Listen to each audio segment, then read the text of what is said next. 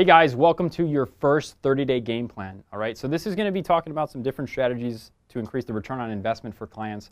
But a lot of you have been asking me on my social media channels, how do I increase the revenue right away so that I can retain the client, right? It's the most scary aspect of your business is when you get your first client in those first 30 days, right? What do you do to make sure that they're not only seeing results, but that you feel good about providing some type of result? So the first things first, get them on every platform that you can.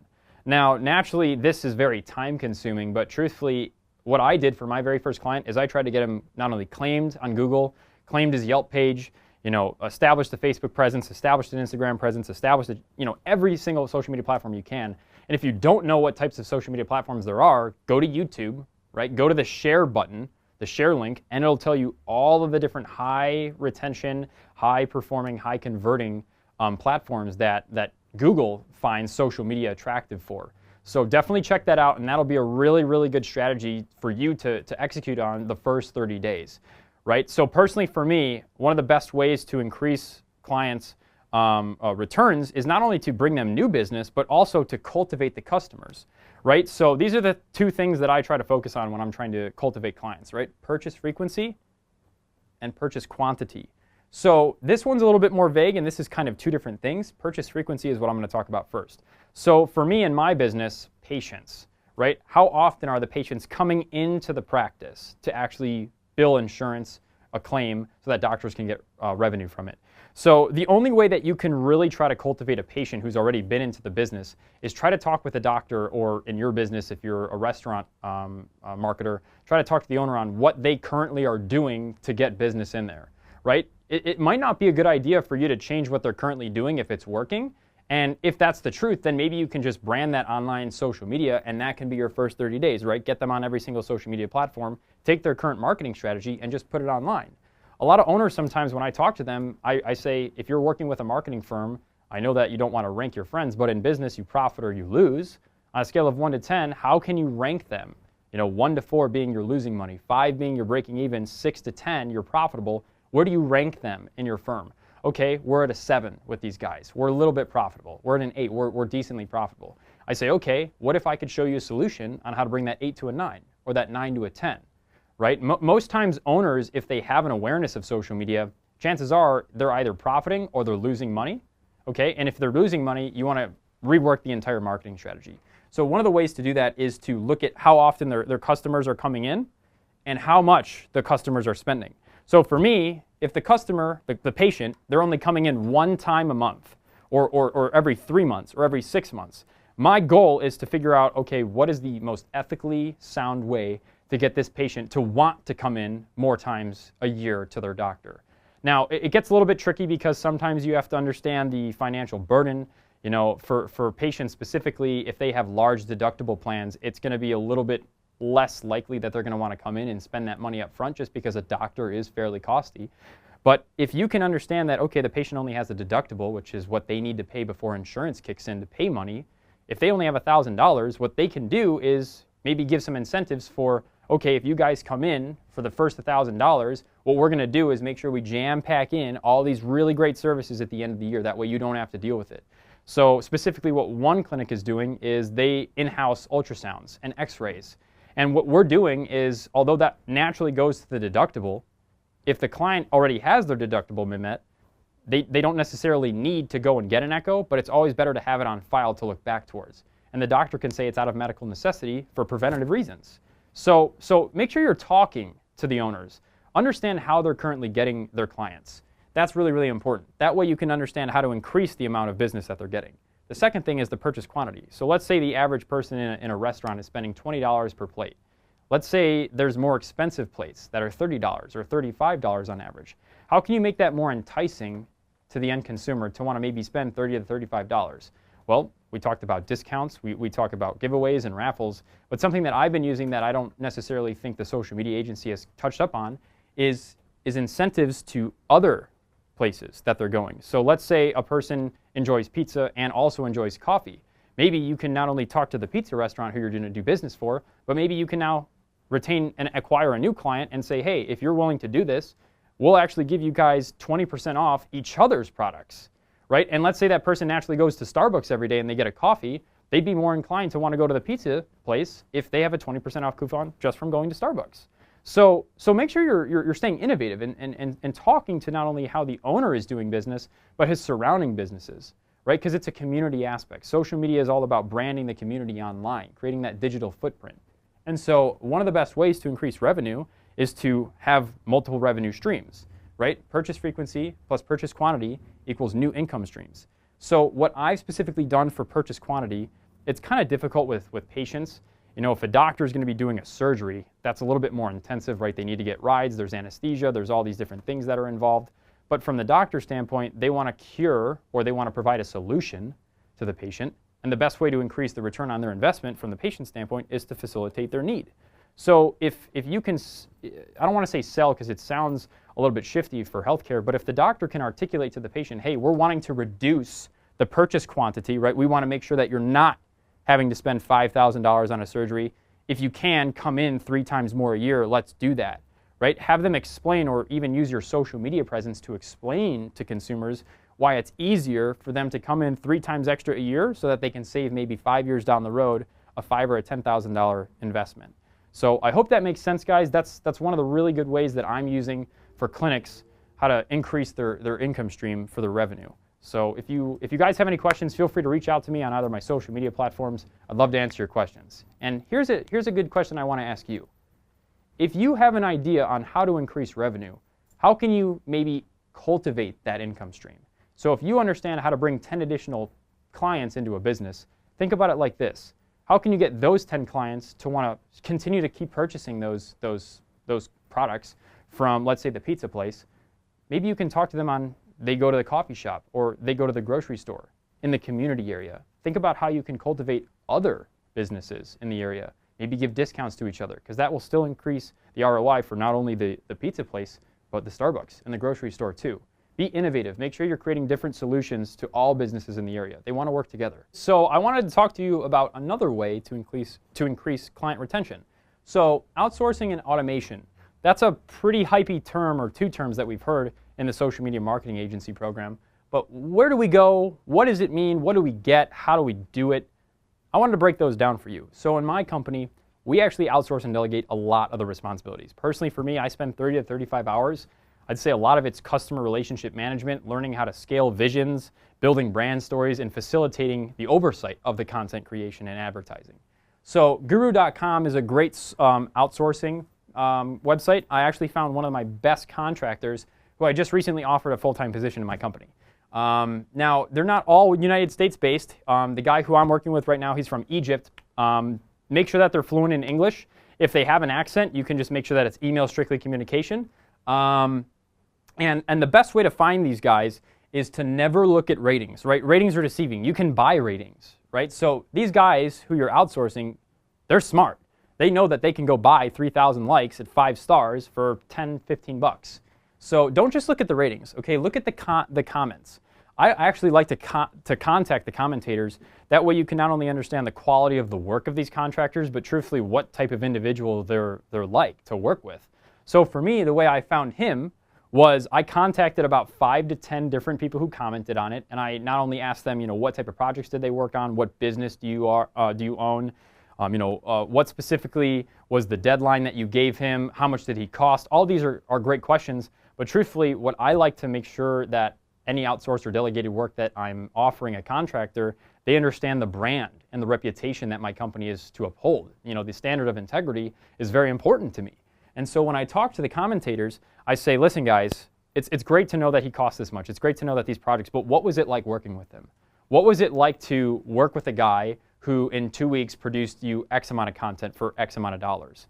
And truthfully, if you can find a person like I have who's not only great for the price, great for the quality of content, but also somebody who's a great person to work with, you might end up like me, being able to hire them. So that's a really important thing to realize about client retention is make sure that if you're only retaining the clients for your business incoming work, also make sure that you're facilitating it outgoing. Make sure that they understand your brand. That way the client who's paying you the monthly retainer can agree with not only your brand, but the contractor who's going to be producing the work. Okay, Truelancer.com, great site. Freelancer.com, a lot of you are familiar with Upwork, formerly known as Udiodesk. I think the reason why those freelancers are able to charge more per hour for, in my opinion, the same standard of quality for content is because of that brand, right? If you think about branding, we know that it increases the value of certain items. So if you go to Nike, right, the shoe's going to cost more than if you were to go to Ross, right? Same thing. Online, freelancer.com, it might be a little bit cheaper for the same quality, if not better quality, than Upwork. So make sure you're being competitive with the price matching for the content that you're going to want to outsource and delegate. And Conquer.io, this is something that I really like to do myself to not only increase the efficiency of how my business runs, but also decrease the cost of what we like to call equipment or fees that we have to spend investing in our company. So Conquer.com is a marketplace kind of like Fiverr.com where you're able to place bids on work, but you're also able to sell content yourself. And so what I do sometimes is I'll have a contractor create, let's say, 10 articles that are search engine optimized for a website. And I'll have maybe 4 out of the articles that I truthfully enjoy that I'll edit and I'll content create to the brand myself. I'll use those. And now I have 6 other articles that are just right? I'm not sure how to use them. Instead of me actually trying to find a place to use them, I'll go to Conquer and I'll actually sell them to other people. And what I can do then is leverage how much I'm spending on a contractor and cut the price because other people are also looking for articles, right? My quality of standard might be different from others, so I'm not going to, devalue somebody's work because it might be good for somebody else. So let's say I pay $85 for a contractor to produce 10 articles, and let's say I can sell them each for $10 a pop. I'm actually getting $60 back from my investment, so I'm technically purchasing 4 articles for $25. So for you to be able to retain a contractor who's going to produce that good quality work for your clients, that's an easy way to retain your clients in your business. And it's one of the most effective ways to grow your relationship with them, because now if you have more cash flow and more capital, you can have him produce more quality work. And now you can actually use that to leverage the expedition of the speed. You want to increase how much content you can put out on a day, on a week, on a monthly basis. And if you have more freed up cash flow and content, you're able to do that quickly. You can, like I said, price match, Truelancer.com, Freelancer.com. You're able to get more with what you have. So a famous mentor once said this, it's not about how many resources you have. It's about how resourceful you are. And truthfully, if you can embody this resourcefulness mentality, you can truthfully do anything as an entrepreneur. So that's what I like to do. That's one of the easiest ways to outsource and automate. I hope this helped you guys. If you have any questions, feel free to comment below. I'll try to answer them. And like I said before, if you guys are really interested in learning how to grow your business through outsourcing and automation, maybe check out these websites. Maybe check out other websites. Search on Google. Be a consumer yourself. Hey guys, just wanted to talk to you about 2 different social media platforms that really help not only increase the return on investment for clients, but better than helps you retain those clients in the end. So the first platform that I want us to talk about that hasn't really been covered that much is LinkedIn, right? The difference between LinkedIn and I think a lot of other platforms like Facebook and Instagram is those platforms, you really try to increase the amount of followers, increase the amount of friends you have. It's all about a numbers game, right? Having the biggest amount. LinkedIn, it's the opposite. Your connections actually validate who you're associated with, and what those people do in your inner circles is very important. And so what I like to do is I like to create LinkedIn groups, not only for other outsourced tools, such as contacting other businesses who can potentially help our clients, but also just me and the client ourselves. So one of the things that I like to do is I like to use feedback surveys. So what we'll do inside of our LinkedIn group is we'll give our weekly feedback survey. We'll talk to the owner and we'll say, hey, what is something that you think we could do better on? What is something that you think we did great at this week? On a scale of 1 to 10, how would you rank us? Ask the same 2, 3, 4 questions in different ways. That way you can get the most authentic and genuine answer from them. So like I said, ask them on a scale of 1 to 10 how you guys did. Ask them just in general, how did we do? Ask them if they would refer you to a friend. Stuff like this that can not only help you gain and acquire new clients and retain clients, but also it really just makes them more comfortable on these on these platforms. So one of the things I really try to do with my doctors is I try to make them understand not only what social media is all about, but then actively get them engaging in the platforms themselves. That way then they can understand their consumers who they're marketing to and advertising to online. So personally for me, I like to go through like 10, 15-minute exercises just kind of explaining, hey, this is what we're going to be doing on LinkedIn. Have you ever used it before? No? Okay. Do you want a tutorial where I can actually show you what you can do yourself to kind of play around, right? I'll create their profile for them. I'll ask them the questions that they need to do to get looking professionalized on LinkedIn. But if they want to, embody their own persona on LinkedIn, I want them to be able to understand how to use it, why they should use it, and really just start becoming a more active figure in their community. And the second thing that I actually use LinkedIn for is reducing overhead costs. So this is a really, really cool story, and I hope you guys can start thinking of different ways that maybe you can start using LinkedIn to help your businesses. So one of the clinics that we do business with is a bariatric surgeon, and it's also a weight loss clinic. And what they struggled with is finding different methods to reduce the amount of money they're outputting on tools and equipment and just basic office supplies. And so what I said is, what if I could show you a different way to use a social media platform to price match yourself, and we could easily automate it and facilitate that process for you? What would that do for you? He said that would be definitely something I'd be interested in.